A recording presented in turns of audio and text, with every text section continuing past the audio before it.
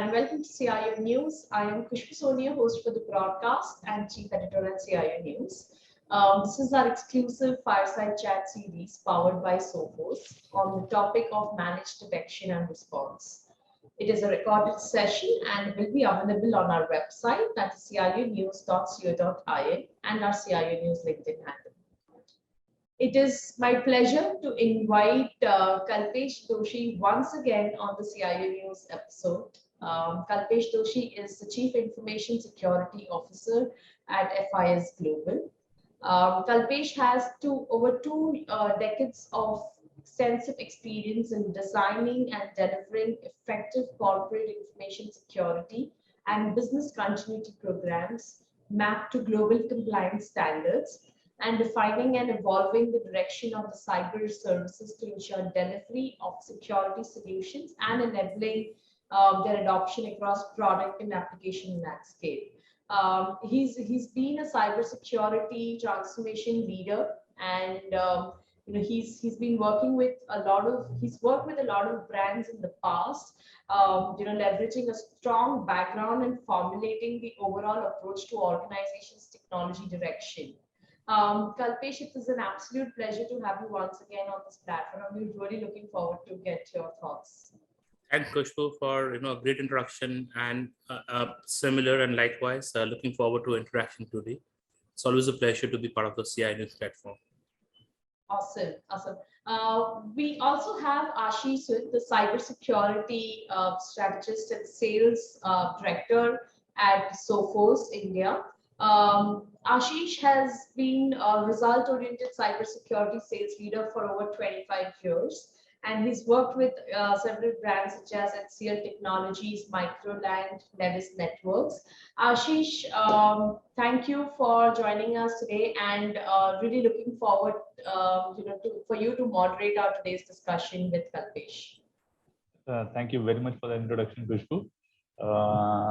Pleasure to be here with you, Kalpesh. So, Kalpesh, let me start by asking you this. Look, in last 2 years, with this pandemic hitting us, all of a sudden we were like locked in the house, and we all had to adopt to the new way of working, which was work from home. And like you said, that now we are all looking at going to office, but there is a large population who still wants to work from home. So I think a lot of organizations have come out with this. A mid path, where they say, okay, let's have a hybrid way of working. Let's work 3 days from office, 2 from home, or maybe 2 at office, 3 from home. So with this hybrid working, we saw a lot of attacks had increased during the pandemic. So how do you see that landscape changing with this now hybrid working here to stay? I think, thanks, Ashish. A very pertinent question. The way I look at this, it's very simple. There are 2 worlds. One was pre-COVID, another is post-COVID, right? And the changes, and I think it's not that the changes that were impacted were temporary in nature. Hence, going back to old ways, and that's what you rightly said. Majority of the organizations would not go back to the old ways.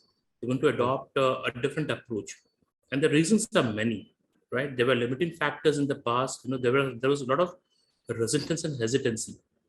When organizations had to move to cloud or had to move to internet, right? What COVID did is definitely it did push organizations to go online, right? It's like they have really seen the benefits. They have seen the enablers, right? And Ashish, if you look at industry after industry, we know that digital technology today are disruptors, right? They're changing the marketplace. They are challenging the traditional players, right? And they're creating new supply chains, they're creating new services. And which means even if I'm a traditionally, a big organization, I don't have the luxury of not modernizing. I don't have a luxury today of not going online, right? Right. Why I'm pressing so much on that is we have to understand that there has been a lot of changes which have happened in the background, right? Cloud movement, is definitely something which is a permanent movement, right? And I was reading, a lot of numbers, right? So even Gartner and everybody believe that in 2022, it has grown at 20.4%, right? And by 2023, they expect it to be a $600 billion market, right? But what it signifies over here is that when you're moving to cloud, right, your traditional security controls will not be as effective, right? Because traditionally you had your on-site, you had server on-site. It was meant to only protect what is part of a perimeter. Today we live in a world where there is it's a people-defined perimeter, right? So wherever you have your people, wherever you have your users, that's your perimeter. So a lot of things which was centralized, which was in comfort of your organization perimeter, is all kind of, they have gone, right? Today you have applications on the cloud. Your networks are far more, complex. They are far more widened. And how do you really manage all of that, right? So all of this, and there were so many changes which were happening, right? So yes, the bad guys did take a lot of advantage out of that. There was a fear, so social engineering, right? A lot of attacks were planned. We have seen sophisticated attacks, right? We've seen state actors, which have been. There is a lot of, there's a lot of voice of that, that the state actors who have perpetrated certain crimes and all of them. So we've seen a lot of things come into play, and there is no denials that today the attacks are far more sophisticated. Today it's very easy. You have, basically a ransomware as a service, so you don't really have to be somebody who really specializes and invests a lot of money to do that. All of this is available, with few clicks. If you go to the dark web, you can buy a lot of good stuff, and those are very easy things, right? There was a fear, so people have really used, COVID as a means to, see, humans are always vulnerable to, I would say, to emotions, right? That's what differentiates us from computers. But while that's a distinct advantage we have, there's a disadvantage, because emotions do play a role. So we also saw how people got tempted to click on whatever was COVID related, and we saw a lot of spams, a lot of fear phishing attacks really happening around that. So the way I put it, Ashish, is, if I had to really summarize it all of it, right? It isn't that there was only one piece of the wheel that was moving and that has really prompted a lot of changes. If you really see, there has been a transition and there has been a lot of developments which is happening across the sector, right? And organizations would typically find it then difficult, right? You were struggling, even in the old days, you're struggling to manage security within your organization boundaries. Today, you have multiple cloud service providers, you don't know how your data is going to be there in the cloud. And I'll not be surprised, many organizations don't even know what is present on the cloud. So, we need to call it shadow IT. But let's admit the fact that having the right inventory of applications and asset itself might be challenged in a cloud, because anybody could create, their own application. It's very easy to do that on a cloud. So those are the complexities that we've added, right? And then to ensure that we mitigate that, right? People are coping up, but then we all know for sure that your traditional tools and all of them that not really help. So you have to revisit, you have to assess your security posture, and then take steps to mitigate what is important, right? And it will always start with cyber hygiene. It will always start with knowing your assets, patching them, hardening them, identifying the vulnerabilities, fixing them. That is hygiene. But then it comes to the next stage on developing that kind of, I would say, you have to really develop that skill sets. You have to develop that, I would say, a capability where you can monitor the threats, the cyber threats, and the threat landscape. So that's how I see it. Yeah, excellent. So, like you mentioned, that COVID has really speeded up the digital transformation. Nobody can really afford to stay out of this race. Everybody has to be digitally present to be relevant these days. And also, like the threat landscape has increased, there is no perimeter for the organization anymore, because your servers can be anywhere, your people can be anywhere. You have to conduct your business from anywhere, anyhow. So in this scenario, and also organizations have, it's not that organizations have increased their budgets as well. And they have spent millions protecting their organization. They are trying to implement process wherever it is possible. But suddenly there is so much demand, and cybersecurity skills are a rare commodity to get. So what would be your advice to your fellow CISOs that, how to navigate this cybersecurity skills gap? Ashish, I wish I had a success formula. I would have used it myself. I think we are all, in the same boat. There is definitely a shortage, right? And I've spoken on a lot of forums, including the DSCI and SOCAN, that there's definitely a shortage. It's not a problem in India, it's a problem globally, right? The gap is very huge, right? So there will be continued pressures where attrition will continue to, we know every CISO today they face a challenge of attrition, right? They face a challenge, you try and groom a person, you make them, I would say, productive, and they're there to jump. So what do you do about that, right? So there is a lot of, I would say, a lot of knowledge which is lost, right? So those are the real challenges. However, whatever teams we have, right, what we cannot take away is you have to really invest on the training. And I always say that your teams have to be battle ready. When I say battle ready, cybersecurity is no more about having the AV, having the firewall, and perhaps enjoying your dinner or enjoying parties, right? Today you have to be there all the time, right? What's also happened is a lot of new tools are available, and Right. with the new tools, the real challenge for, I think, every organization and a CISO is the tools generate a lot of data. Now, how do you make sense out of the data, right? So it's two things. You have a shortage of people, right? You are not able to skill them appropriately, and there is alert fatigue.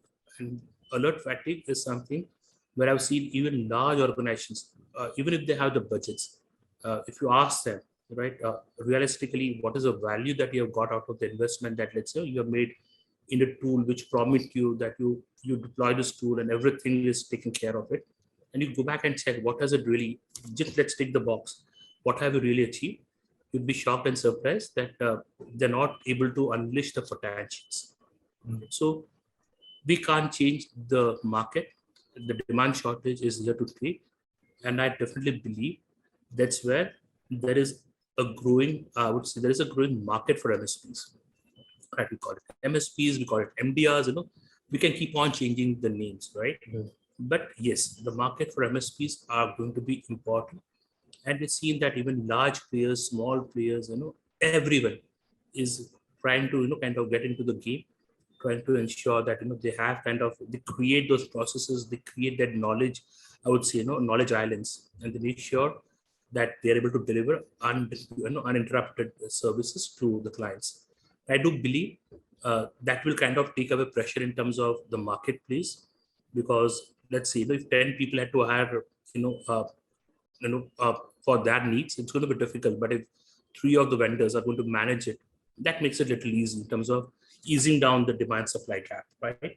Right. And when you have people working dedicatedly on a certain objective, they'll be able to specialize it better.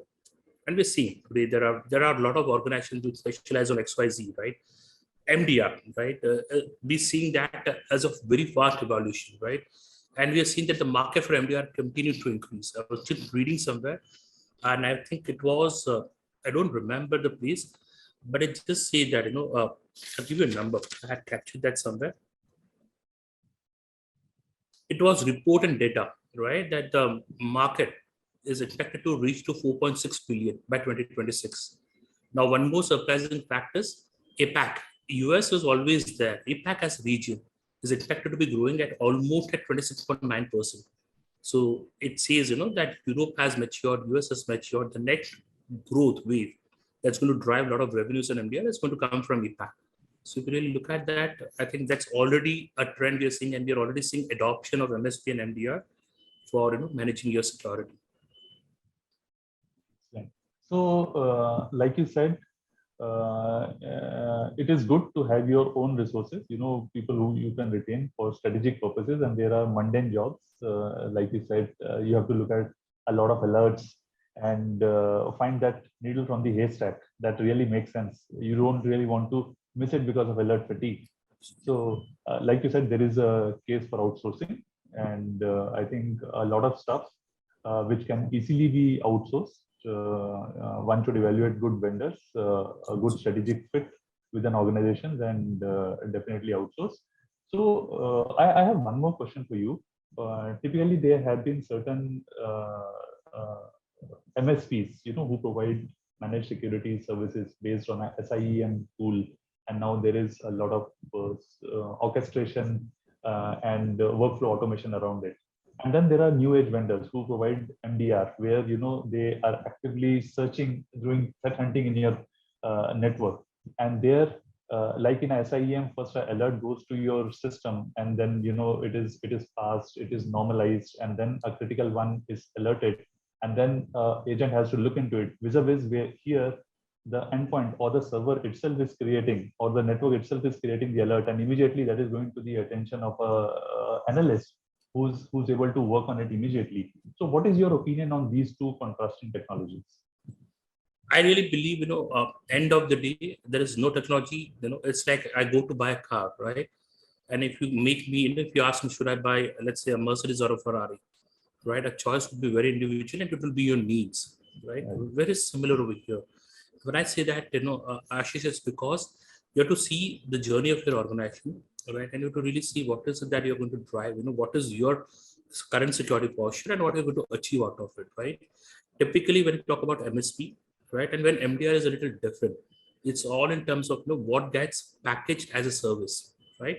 And we all know that not all MDRs are equal and not all MSPs are equal, right? So, and that's where it comes into making the right choices. And you rightly said, you have to really make the right choices, to make sure that whatever you select is going to be viable solution and something that's beneficial for the company, right? So one fundamental important thing over here is SIM has been there, right? It's not something which is new.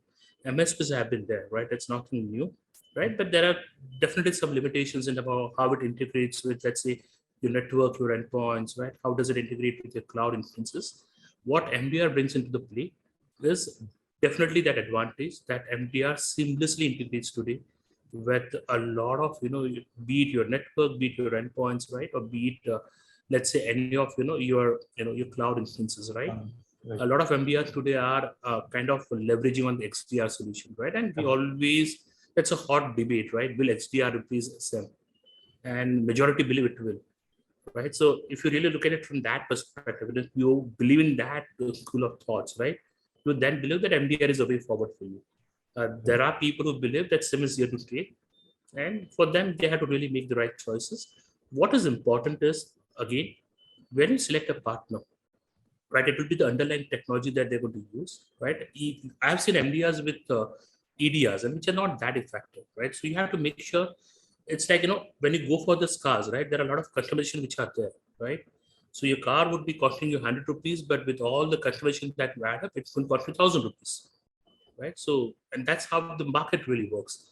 So people have to be careful about, how they start the journey. A SIM definitely has its limitation, right? SIM would rely on whatever data analytics is created, and typically the kind of services and the kind of people who manage SIM and MSP are a little different than MDR. MDR people, or they're specialists, they are experts, right? They're available 24/7, and they specialize in threat hunting. They specialize in cyber threats. They specialize in understanding, the attack surfaces. They specialize in studying the IOCs very, very well. You did see the job is to find a needle, amongst not one hashtag, it's a room full of hashtags, right? That you need somebody who really knows how to go about it. Because organization today default, because it's either you don't have the investigation skills or you don't know which direction should you start when you are faced with the incident, because you are sitting with TB and TBs of data. What are you going to do about that? So that's where you need specialized people, and MDR today, right, does give you that option. So it relies on tools. It relies on a lot of advantages that the tools provide. It uses, and we all use those jargons of AI ML, but we know that the correlation that XDR or MDR can do is way beyond, because it covers the endpoint, right? That's where a lot of action happens. That's what majority of your threat actors, would start playing around with that, right? That's where the initial compromises happen. So you're monitoring that. So correlation is intelligent. You will define better rules. You'll be able to do better correlation.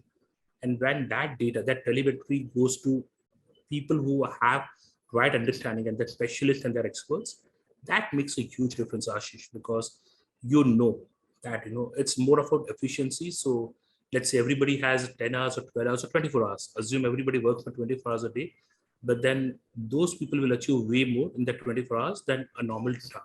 I think that's where the difference would be. Yeah, very well said. It depends upon your requirements and the advantages that MDR can potentially have if it suits your requirements, and the way XDR is able to integrate with various technologies within your system, and the kind of analysts which are there will make a lot of difference between your, when an incident happens, the way you're going to respond to it. Thank thank you very much for that. Khushbu, that's it from my side today. Wonderful. Great conversation. Thank you so much, Ashish, for moderating this discussion. Wonderful insights, Kalpesh, and thank you for actually sharing those research points. I think that's some very good points for our viewers out of this episode. So it was a pleasure to host you both, and I look forward to having many more interactions in the future. Thank you. Thank you all. Take care. God bless. Bye-bye.